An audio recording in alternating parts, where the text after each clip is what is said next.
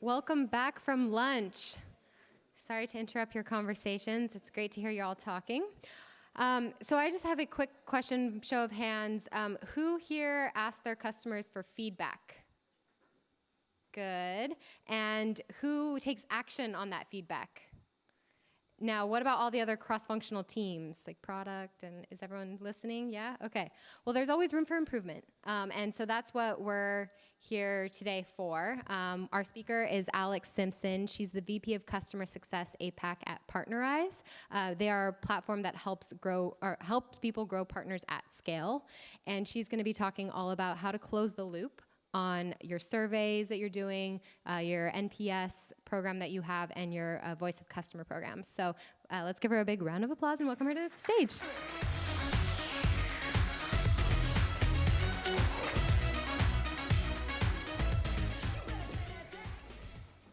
Hi everyone. So thanks for the introduction, Lauren. I'm Alex Simpson, VP of Customer Success at Partnerize. So Lauren gave a brief overview of what we did there, but has anyone heard of us before? Luckily, Jessica and Steph, who work in my team, have, otherwise we'd be in trouble. So well done, guys. So it's in our name. We, Partnerize, we build partners at scale for our customers, and we allow them to do that in a seamless manner. So the best way to describe it is to look at some examples. I'm pretty sure that everyone in this room has actually interacted with us at some point in time, whether you know you have or not. Does anyone use Skyscanner to book flights or to search for flights? Excellent. So this lady here is looking to escape Sydney tomorrow and go down to Melbourne, and she clicks through and purchases a flight on Virgin. We're the technology that's tracking, reporting, and processing the commission payment in the background on that sale. So we have 250 customers worldwide, like Expedia, Nike, Google, and locally the Iconic and Westpac. We have over 300,000 partners on our technology, and to give you a view of scale, we're processing around $500 million USD a year. So that's enough about Partnerize, but I just wanted to give you that context so the stories that I tell you today actually make some sort of sense. So today we're going to be talking about NPS, voice of customer, and how to close the loop. And I think everyone will agree that we could probably spend the whole day talking about these areas. So trying to cover it off in 40 minutes is a bit of a tall order, but we'll do our best. So really there are three things that I want everyone to take away from the session today. And the first one is, and luckily everyone said that they are feeding back on the feedback they're collecting, but don't collect feedback for the sake of it. And I'll repeat that. What's the point? Don't collect feedback for the sake of it. If you have no plan or view of what you're going to do with it afterwards, then what's the point? It's a fruitless exercise. The second thing, which is really a theme that we've heard throughout the talk today, is around ensuring that the customer is always at the heart of what you do. You know, voice of customer is all about customer experience. So if the customer's not at the heart of what you're doing within your surveys, feedback, NPS, then are you really going to achieve what it is that you set out to do in the first place? And finally, it's vital that you do close the loop. And by close the loop, it's gathering that feedback, listening, and not only closing the loop back with your customers, but how you feed that and how you build that voice of customer program and customer-centric system within your business. And that's kind of what we're going to focus on when we do a task at the end of the session. So, you know, a bit of a test at the end around how we close the loop on NPS. So when we look at a voice of customer program, there's so many different touch points that you can be interacting with and looking at when you're really listening to your customer. So voice of customer is listening to customer feedback, sharing that internally within your business, and then interpreting that feedback to improve your customer experience. And then the offset of that is obviously that retention and growth that everyone's striving for. I think the best way to think about it is, as a business, are you really doing a good enough job of creating memorable experiences that your customers are going to love and then, you know, partner with you on a long-term basis? So I've just got on the screen here a few examples of different touch points that we use within our organisation to look and listen to what the customer's saying. So whether that's product champions, and that's internal and external within our business, we host customer roundtables, feedback through marketing, client services. There's so many different touch points, and it can be a challenge to work out where you should be listening and how to pull that together. So something that we're not going to have time to speak about today is how do you centralize that information so you can have that overall view of your customer. Given the time constraints of today, what we're going to really focus on is how we close the loop on NPS. So NPS is one of those places that most organizations, despite what area you're working in, is a place where your customers are going to tell you, to an extent, what it is that you need to know so that you can ensure that you're striving towards that customer-centric response and improving your business based around that. So the easiest way for us to go through NPS in a closed loop, I think, is to probably tell you about the journey that PartnerEyes have been on with this.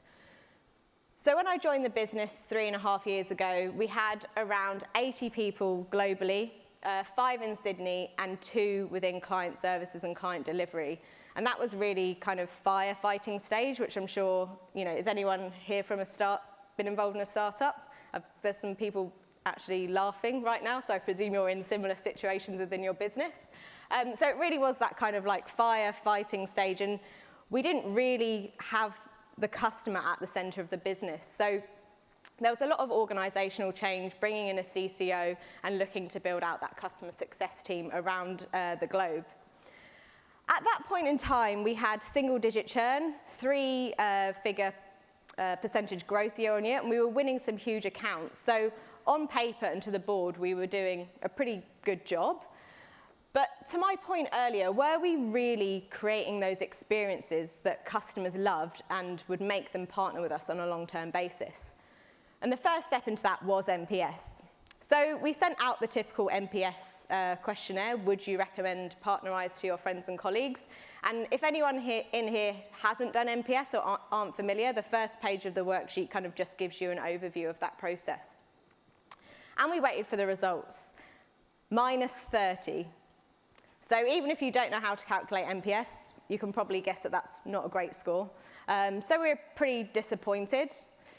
But we obviously picked ourselves up and thought about, why did we actually do this in the first place? It wasn't a vanity exercise to say, hey, aren't we doing a great job? The focus was, how do we improve customer experience? So once we pulled ourselves together from that and realized that that was the task in hand, we looked at that -30, and that's the starting point to build on. And the plan that we put in place was to ensure that we did the feedback with our promoters, advocates, and passives as well. As a first step, we just looked at some patterns in the feedback to see if we could get a better understanding. And the first thing I'm going to talk about is Japan. So when we looked at that -30, we were trying to look for some patterns, and one of the things that really stood out was the differences that we saw across the regions. So in Japan, it is culturally unacceptable to give a score of 1 to 2 or 7+. It's just, it's not within their etiquette. So looking at the scores for Japan, it just didn't give us that information, and everyone just naturally fell into that detractor space, despite the fact that we thought we had some great relationships there. It reminds me a bit of when I first started doing business in Japan, and I went to meetings with some of the customer success managers there, and the customers kept saying yes to everything. And I came out and I said, wasn't that a fantastic meeting? And they're like, no, it was really bad. And I was like, well, what do you mean? And they kept saying yes. Well, yes means you opened your mouth and words came out, and I acknowledged that that happened rather than actually agreeing to anything. So I learned that the hard way after many, many long meetings in Japan where I didn't actually really understand what was going on. So in the other vein, Americans typically respond in a lot more enthusiastic and positive manner than, say, us Brits, who are potentially more cynical, and the Australians as well, who maybe quite don't have the enthusiasm of the Americans, which some of the videos we've seen today have probably suggested that as well. So whilst that did give us a bit of an indication as to some of the negatives, one thing that really, really stood out was when we looked at the differences between our partners and our customers. And I think this was really, really interesting. So our customers pay for and license the technology, so the likes of Westpac, Iconic, Virgin, but our partners use our technology for free. So around this time, we had 100 customers and 200,000 partners. But when we looked at the data, it was mainly the partners that were giving the negative score. And you think, well, that's interesting. They're getting something for free, and they're not enjoying the experience. So to that point, most of our focus had been around the actual paying customer. So when we looked at the secondary question on NPS, the same thing kept coming up again and again, and that was the word payment. We considered ourselves to have the most robust payment system within our industry. So when we receive funds from a customer, we pass that on to our partners within 24 hours in 65 different currencies. So we were kind of left scratching our heads going, well, 24 hours, is that really a blocker? Is that really giving us that negative score? So we carried out follow-up calls with a number of the detractors on the partner side. And we had to keep asking why again to get down to the crux of the issue. The issue was actually not on Partnerizer's side. What we found out was the issue was the length of time to get paid, which was waiting for the advertisers to pay us in the first place. But the perception in the market was that it was Partnerize that was causing those delays. So from taking that information back inside our organization, there were 3 easy things that we were actually able to action. The first was product. So from speaking with our product team, we were able to easily expose an additional column within the reporting for the partners so they could see at what stage their payment was at. So had it been invoiced, when had it been paid, and when they were likely to get paid. The second piece we did was speak with product and finance, and were able to develop a new product called prepayment, allowing advertisers to pay us in advance. So that meant that once a sale was approved, an advertiser was happy to pay on it, we were able to pay, again, that partner within a few days versus waiting the 30, 60, 90-day payment cycle, or maybe even longer with some of the big organizations that some of you may work with as well. So that was a new product that we were able to implement. And then the final thing we did was really more of a macro piece with our marketing team, was around educating the market on best practice for payments and then being able to take this to market as well. The overall impact of this for our business was huge. So we had detractor partners turn into promoters pretty, within the space of a couple of months. And those partners are actually the ones that our customers or prospective customers go and speak to ask about the technology. The view is for them to use the tech to scale the partnerships, but if the partners don't want to use it, then what's the use in having it in the first place? So some of these partners now are really actively going out to customers without us even asking, saying, you have to work with Partnerize. Another thing that it improved was client services. So we saw a 10% reduction in the tickets that were coming in just from making these changes. So I think the main thing I just want to highlight here is no matter how small or no matter how something may seem like a non-issue, to us payments was not an issue. It's always worth speaking to the customers and drilling down why, because it can really uncover things that you just wouldn't know about otherwise. So we also followed up with our promoters, which I don't have any time to give you any particular stories on that today, but that's a really important point to take away. Don't just focus on those that have got churn risk, focus on those promoters as well. So for the task today, for the workshop, we're going to really look at how you follow up with your detractors and promoters. So here are some guidelines of how to develop those kind of scripts and conversations that you're going to be having. So for detractors, this is, as I said before, often where people focus their time, because churn is probably something that keeps a lot of people up at night who work in customer success. The first thing that is the most important is make sure you gain context before you have any of these conversations. There is nothing more frustrating than receiving a call saying, oh, Dave, you've given us a 2 on the NPS. Why is that? And Dave says, well, there's 3 critical issues open at the moment with you, and I was talking to someone in your team about that yesterday. That's only going to piss someone off even more than they are already. So once you've made sure that you've understood the context, so you're prepared for the call, it's really around, these people aren't necessarily happy. So when you introduce yourself, you have to say why you're calling, and also, ask permission. Are you happy to spend 10 minutes of your time with me talking through this? The key thing here is then probing for the root cause. So with that payments piece, we had to ask why probably about 5 times to actually get down to what the real crux of the issue is. Until you get down to that why and the impact that it's having on their business as well, you're not going to have enough information to be able to solve any issues. Third one is recognize and repeat back.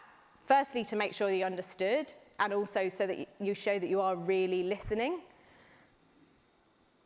Don't get defensive. It's really easy sometimes where there are things that you don't agree with to get defensive. This definitely is not the time for any sort of conflict conversation. You're really there to try and improve the relationship.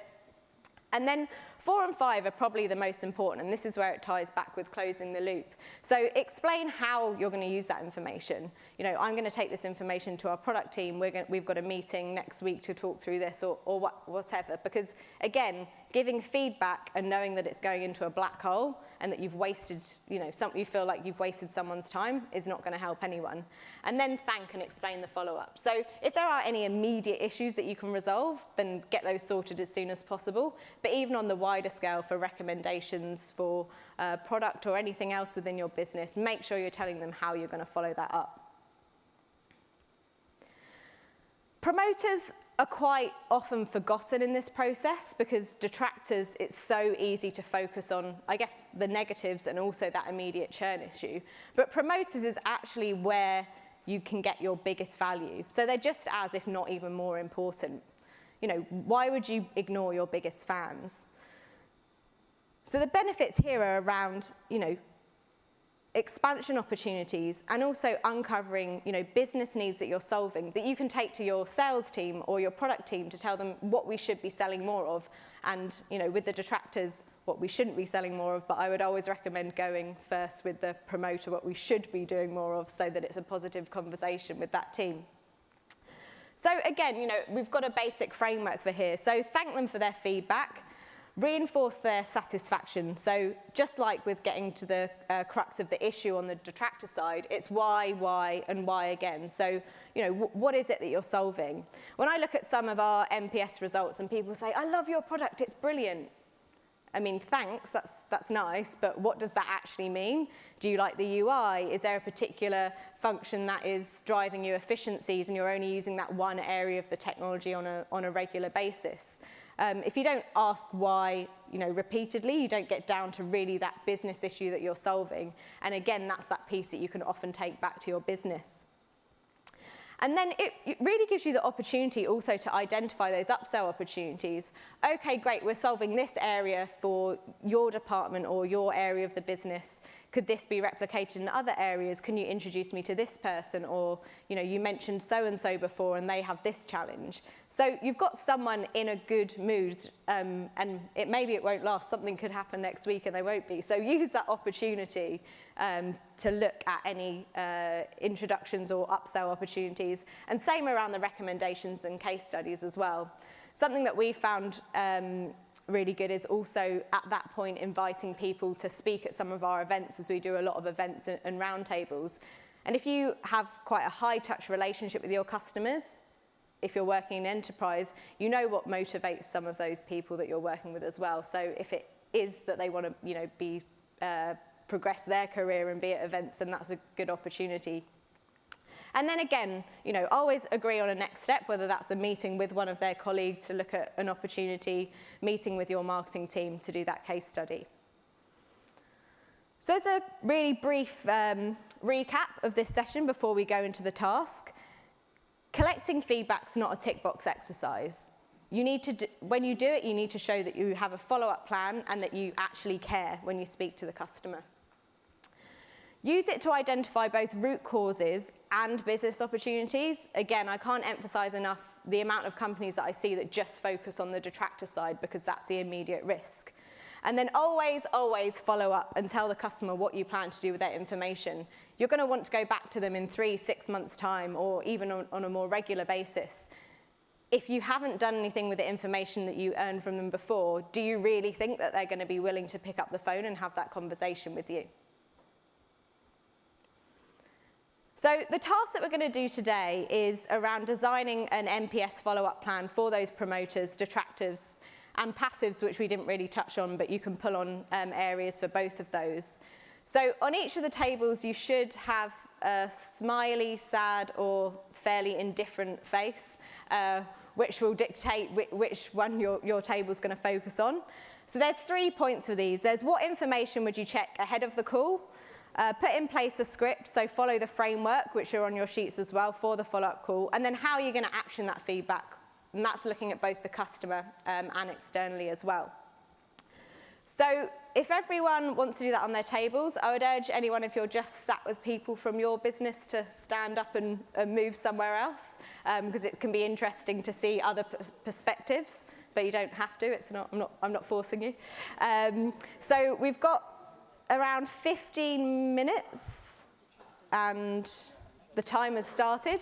And then what we'll look to do at the end is come together and for someone from each of the different groups of promoters, detractors, and passives to take everyone through what it is that they're looking at. And there might be some free swag as well if you do a good enough job. Thanks very much. I'll come around, you guys.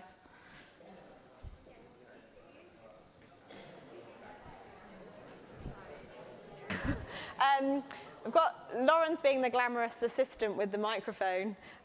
So what would be great, and we might not have time to go through all, is whether we can get someone from each of the customer types to go through what they were speaking through on their table. So any brave souls who want to share? Oh, we've got someone here. Great. So if you just want to let us know what type of NPS customer you had, and then take us through kind of what you've been speaking about on your table, that would be great to hear.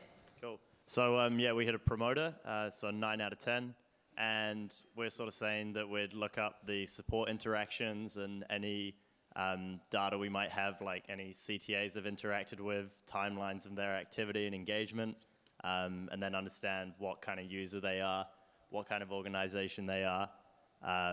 Yeah. And then going into sort of like the script, just asking them permission, what features they are actually using in the app, what features push them to give us a good review, what goals in the organization they use us to help them achieve, what goals they aren't using us to achieve that they want to achieve. And then, yeah, like what we need to keep doing. We're saying if they give us a list of things, trying to prioritize the most important one to the organization, going, if you could only have one of those things, which one's the most important? Yeah. Yeah, and then, you know, how we'll action it, it's categorizing it, summarizing it, feeding that into relevant departments and people, building feature requests and things like that that can go into any, we use Craft where I am and we put it in there. And any critical action, scheduling meetings with the relevant departments. If there's a big hole in the app or something, then we'll be talking to the relevant people, trying to sort that out. And yeah, request a testimonial. They're giving us a 9 out of 10, so they're pretty happy. Let's try and use that to get more clients and schedule a follow-up and make sure we have action points and we action them for a call in 6 months or something. Okay, great. Was there anyone else from the promoters who would have anything to add to that? Oh. So during the proof of concept or pre-sales engagements, what I and the sales team try to do is we try and understand what their previous solution was. The idea behind that is so that at the time when I get a promoter score from them, I'm able to understand what they were using before and help them try and understand the value we're bringing now, kind of help them benchmark us against their previous solution. How that helps is it just naturally tends to make them start thinking that, yeah, like 2 and 2 add together. This is perfect. We're driving so much value out of this engagement. So I see a lot of value in knowing what the previous solution was, how were they doing in that, and now that they're scoring us 9, let's benchmark us against that previous solution so that definitely you are renewing us. Yep, great. So it's all around really understanding the business need and whether we're actually solving that and how we can understand that better. As we didn't go through passive in the session, is there anyone who has passive who's willing to share what they spoke about on their table? Oh, good. I was going to say maybe the passive group are passive, but... We're very passive. All right, cool. So in terms of what we do ahead of the call, so who are they? Do we know them? Are they just someone random in billing who got the NPS survey? Yep. If we don't know them, maybe we should stalk them. LinkedIn, anything else that might be of some use. You don't have to use the word stalk, but... Dramatic effect. Yeah. By the way. And in terms of past NPS, were they a detractor last year? Have they moved up? Have they moved down? Are they the same? Have they never done it before? Check email interactions, support interactions, just get whatever internal info you can out of CRM, etc. In terms of on the call, introduce yourself. Do they have time to talk to us? Thank them, because they haven't given us a bad score. Yeah. They've given us an okay score, and for them, that might be, hey, you guys are doing a great job. But thank them for taking the time to actually take the survey. We saw some room for improvement. Is there anything in particular that we can improve? If there is it product? Is it interaction with support? Is it interaction with us? Is there a training gap? And that's something you can figure out on the call. Mm-hmm. Acknowledge their concerns if they have any, and you can probably come up with a suggested course of action on the spot. Repeat that back to them. Thanks for the time, and kind of move on. And in terms of what you do to feed back into the organisation, it depends. So you could go and talk to the support team leader if they've had a bad interaction with support. You could go and thump your fist on the desk of the product team. Luckily, we have our product team in Christchurch where we are. It may be that training issue and you've scheduled another training for down the road. Yeah, great. So I think it's obviously important that the feedback is both, internally to the business and out to the customer as well, and that's really how you close the loop. So we've come to the end of the session now, so just want to say a big thank you to everyone for having the conversations with everyone around the table today. Hopefully you can take something away and think about how you can better, have those conversations with your customers and internally to close the loop. So thanks very much, and I hope to chat to some of you across the rest of the day. Thanks very much, guys.